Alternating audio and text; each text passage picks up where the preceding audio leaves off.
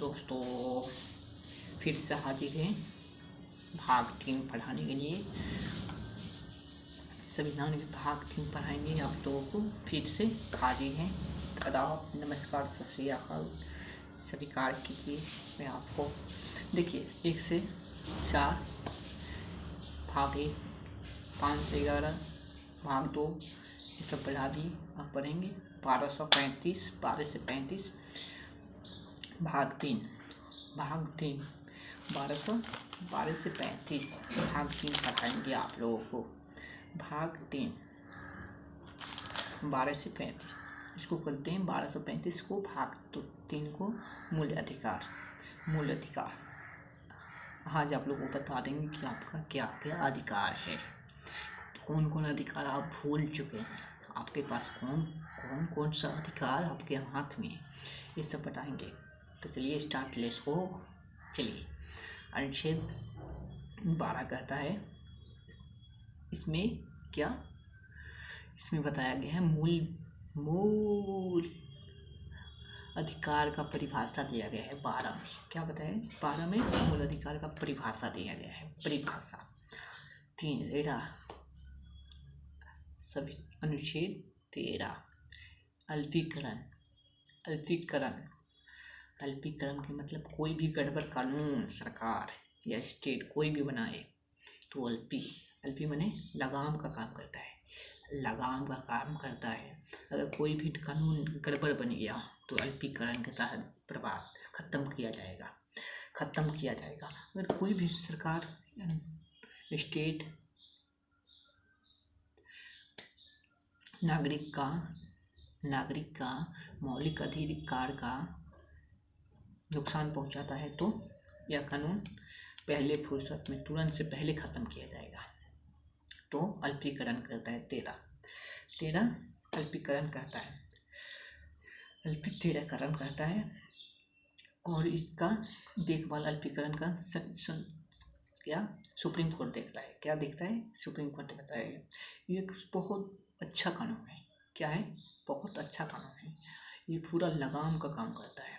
अगर गड़बड़ सरकार बना दिया, कभी गड़बड़ कानून बनाए तो 13 के तहत खत्म हटाएगा। मौलिक अधिकार खत्म नहीं होना चाहिए नागरिकों का। यह 13 अनुसूचित पहले ही सतर्क कर देता है कि खत्म नहीं, कोई भी मौलिक अधिकार को खत्म करेगा कोई भी कानून, उसको 13 अल्पीकरण के तहत खत्म कर दिया जाएगा। क्या कर दिया जाएगा? खत्म कर दिया जाएगा। देखिए, स्टेट आप लोगों को राज कहा जाए कब और स्टेट कहा जाए, दोनों का अंतर समझिएगा आप लोग। स्टेट का मतलब खुद का कानून। ये नहीं कि Bihar state, UP state, Haryana state, Punjab state, ये सब स्टेट नहीं है संविधान का भाषा में। स्टेट के मतलब कि जिसके पास अपना खुद का कानून हो। सुप्रीम कोर्ट ये खुद का स्टेट है। इसके जो कानून बना दिया ये स्टेट है। जैसे डिफेंस में हो गया, इसका खुद का कानून है। ये बना दिया, लेकिन मौलिक अधिकार इसमें हनन नहीं होना चाहिए। तो स्टेट जिसका खुद का कानून है। रिजर्व बैंक अगर बोल दिया कि पैसा बंद तो बंद, आज नया नोट जारी होगा तो जारी होगा। ये क्या है? स्टेट है। सब कुछ जिसके पास खुद का कानून हो वो स्टेट है। संविधान के भाषा में स्टेट उसी को बोला जाता है। आप लोग कंफ्यूज नहीं होइएगा, ठीक है। राज का मतलब होता है राज। बिहार राज हो गया, यूपी राज, हरियाणा राज, पंजाब राज, ये हो गया राज।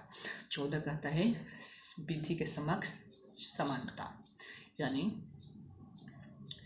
कानून के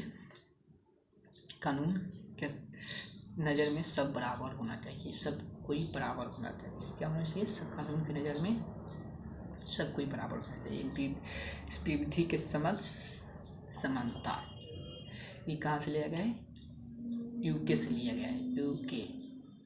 यूके से लिया गया है, ठीक है। इंग्लैंड से लिया गया है।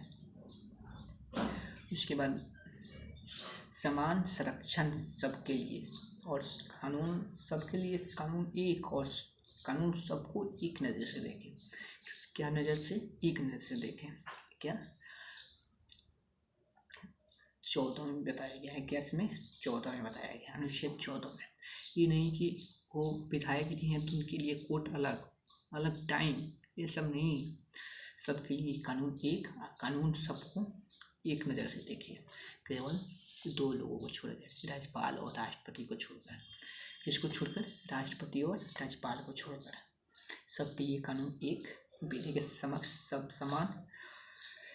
यूके से लिया गया है, सबको संरक्षण, सब समान संरक्षण, सबका समान, सबको एक नज़र से दिया जाए। ये यूएसए अमेरिका से लिया गया।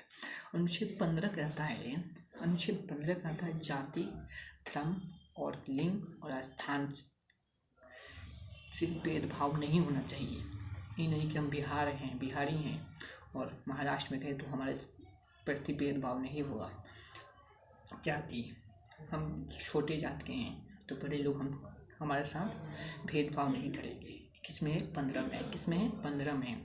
और स्थान और धर्म, जाति, स्थान से भेदभाव नहीं होना चाहिए।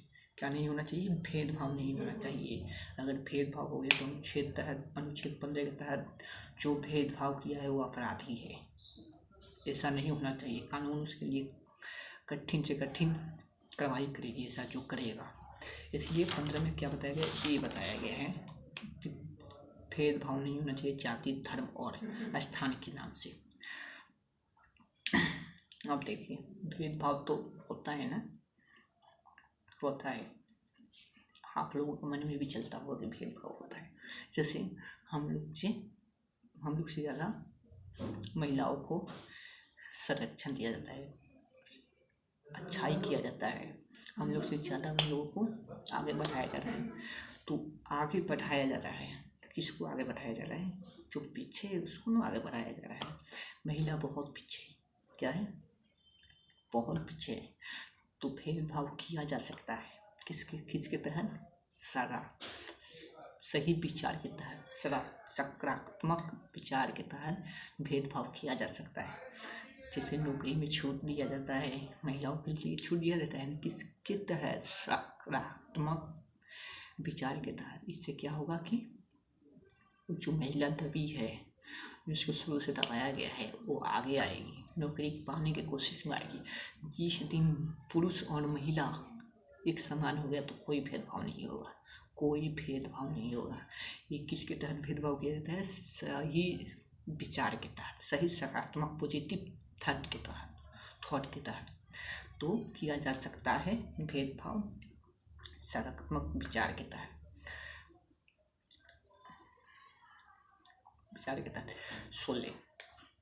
16 कहता है कि लोक नियोजन में समानता।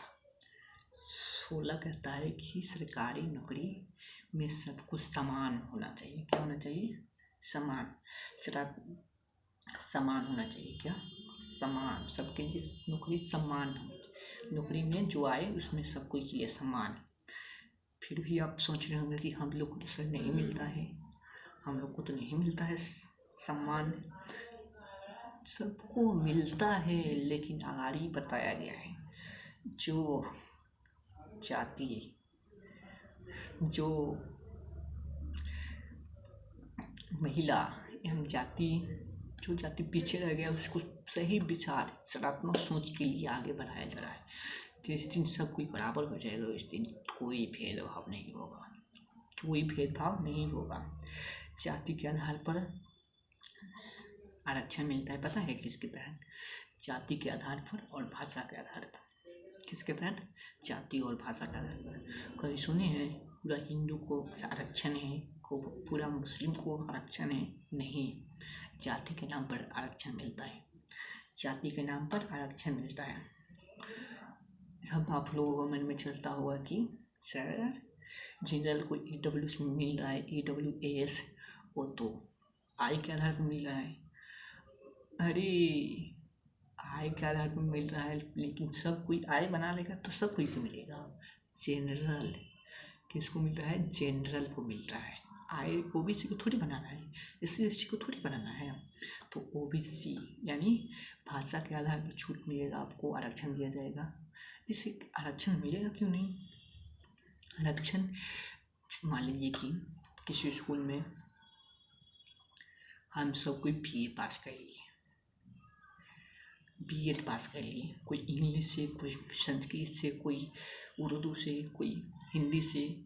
अब वहाँ पर सीट चाहिए, स्कूल में सीट चाहिए संस्कृत का चाहिए, तो जो संस्कृत पढ़ा होगा उसी को नहीं मिलेगा। अब जाकर ये बोलेगा कि नहीं हमको भी चाहिए, हम भी B.Ed किए हैं, हमको काहे नहीं मिल रहा है। अरे भाषा के आधार पर आरक्षण मिलेगा। क्या मिलेगा? आरक्षण मिलेगा। तो आरक्षण किसके तहत मिलता है? जाति पर और भाषा पर। किसमें मिलता है? जाति और भाषा पर। अनुच्छेद 17 कहता है कि छुआछूत, अनुच्छेद 17 कहता है छुआछूत नहीं, हटा देना है इसको। छुआछूत के भेदभाव नहीं करना है। क्या नहीं करना है? छुआछूत का भेदभाव नहीं करना है। बताया गया कि अगर छुआछूत किया गया तो SC ST के एक्ट के तहत आपके ऊपर कार्रवाई होगी। इसलिए छुआछूत नहीं करना है कि वो ऊंचा है, वो नीचा है, छू दिया, ये हो गया, वो हो गया, कुछ नहीं करना है। 17 ये कहता है। 17 ये कहता है। 18 कहता है, अनुच्छेद 18 कहता है उपाधियों का अंत। क्या? उपाधियों का अंत। कोई भी उपाधि नहीं लगा सकते हैं आप। क्या? कोई भी उपाधि नहीं लगा सकते हैं आप। केवल किसको छोड़कर? शिक्षक, सेना और पुलिस को छोड़ के आप उपाधि नहीं लगा सकते हैं। 18 में क्या है? 18 में उपाधि नहीं लगा सकते हैं। क्या? उपाधि नहीं लगा सकते हैं, केवल शिक्षक, सेना और पुलिस को छोड़कर। तो बताइए 14 से 18 तक क्या बताया गया है? समानता के अधिकार। 14 से 18 समानता के अधिकार। कितना? 12 तो मौलिक अधिकार का परिभाषा ही दी गई है। 13 में अल्पीकरण है, लगाम का काम करता है। और 15 क्या कहता है? 15 कहता है कि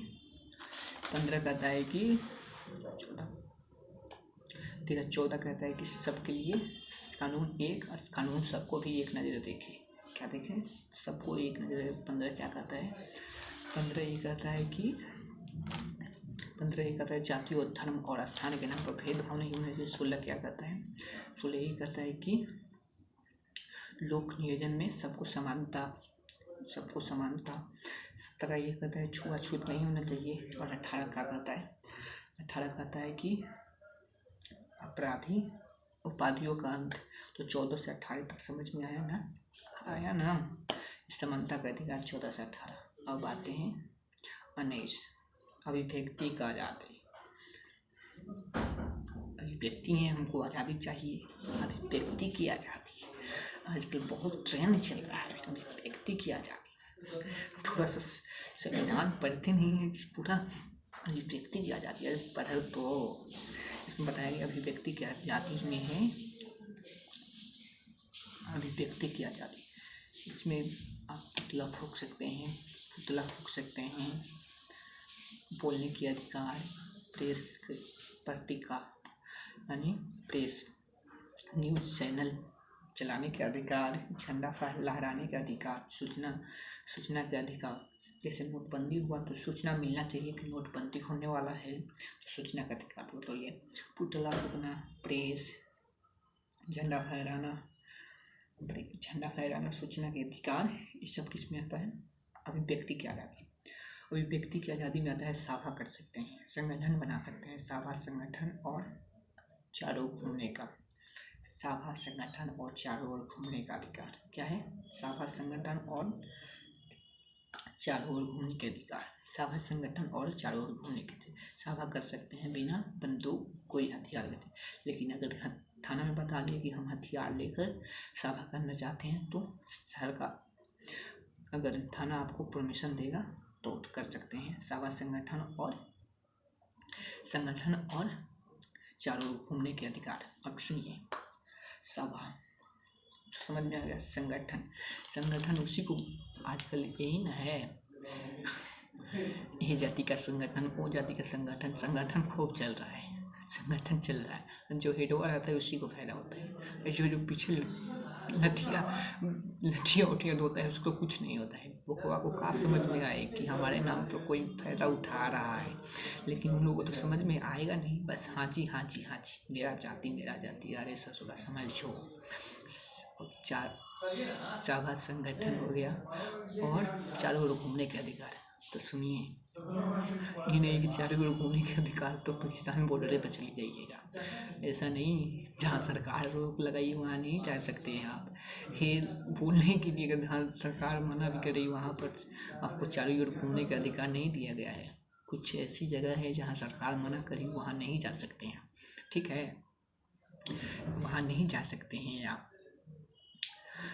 उसके बाद आता है साफा संगठन और चारों ओर घूमने के अधिकार के बाद आता है भारत में कहीं बस जाए, आप कहीं जाकर बस सकते हैं, कहीं भी जाकर बस सकते हैं, वो उसके लिए बच सकते हैं। उसके बाद आता है संपत्ति का अधिकार। संपत्ति बसेंगे जहाँ बसेंगे, अभी कोई ना कोई कहीं जाकर रेंट पर रहता है, उसके बाद पैसा होता है तब न संपत्ति जमीन वमीन खरीदता है। तो संपत्ति का अधिकार इसमें भी बताया गया, संपत्ति का अधिकार। उसके बाद आता है व्यवसाय। संपत्ति जमीन खरीद लिया तो कुछ न दुकान खोलना पड़ेगा, तो व्यवसाय के अधिकार। क्या? व्यवसाय के अधिकार।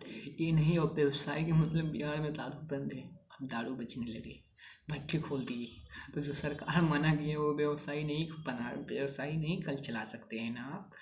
तो बताइए अभिव्यक्ति की आज़ादी में क्या क्या है? अभिव्यक्ति की आज़ादी में पुतला फूंक सकते हैं, बोल सकते हैं, चारों ओर घूम सकते हैं, प्रेस पर मीडिया बन सकते हैं, झंडा फहरा सकते हैं, सूचना के अधिकार है, सभा संगठन और चारों ओर घूमने की। उसके बाद कहीं बसने के बाद संपत्ति का अधिकार के बाद व्यवसाय के अधिकार। लेकिन संपत्ति का अधिकार को हटा दिया गया। क्यों हटा दिया गया? इसलिए दिया गया कि सरकार अब चाहे तो संपत्ति आपकी पकड़ भी सकती है। जैसे सरकार की ज़रूरत है कि सीधी सड़क बनाने के लिए, उसी पर आप क्या किए हैं, आपका खेत पड़ गया तो क्या रोक दीजिएगा? ट्रेन की पटरी घुमा कर जाएगा? नहीं ना, इससे सरकार को बहुत नुकसान होते थे, इसलिए संपत्ति का अधिकार हटा दिया गया। अब सरकार चाहेगा तो आपका खेत पैसा देकर कब्जा कर सकता है। अब अनुच्छेद 19 आता है। क्या आता है? अनुच्छेद 19 में आपको बताया गया है कि दोष सिद्ध करने की संरक्षण। दोष सिद्ध करने की संरक्षण माने अपने आप को बचा सकते हैं बीच में। क्या बचा सकते हैं? अपने आप को बीच में बचा सकते हैं। जैसे उस समय आपको सजा भी मिलेगी तो 5 साल पहले जो अपराध किए हैं उसके तहत मिलेगी। ये नहीं कि आपको उस समय कानून कुछ और था, इस समय कुछ और कानून हो गया तो नहीं, उसी टाइम के आधार पर मिलेगा आपको क्या मिलेगा? सजा मिलेगा। उसके बाद एक गलती की एक ही सजा मिलेगी। जैसे एक गलती की है तो एक ही सजा मिलेगी, ये नहीं कि 50,000, ये सब नहीं। एक गलती की है तो एक ही सजा मिलेगी आपको। तो एक बीच क्या कहते हैं? अपराध में संरक्षण, दोष सिद्ध में संरक्षण, यानी अपराध दोष सिद्ध में संरक्षण, एक सजा उस टाइम के आधार पर, और एक गलती एक सजा और गवाही। अपने आप जो थाना में आप गवाही दे दिए हैं वो कुछ मायने नहीं रखेगा। क्या नहीं रखेगा? वो कुछ मायने नहीं रखेगा। थाने में जो गवाही दे, पुलिस आपको कस के पीटा और रिपोर्ट बनवा लिया कि हाँ बोलो कि हम ही ये कांड किए हैं, यही अपराध किए हैं, ये नहीं। जो आप कोर्ट में जाकर बोलेंगे वही गवाही होगी। समझते हैं? 19-20 हो गया। 21 में आपको प्राणदेय और स्वतंत्रता। प्राणदेय इसमें बताया गया है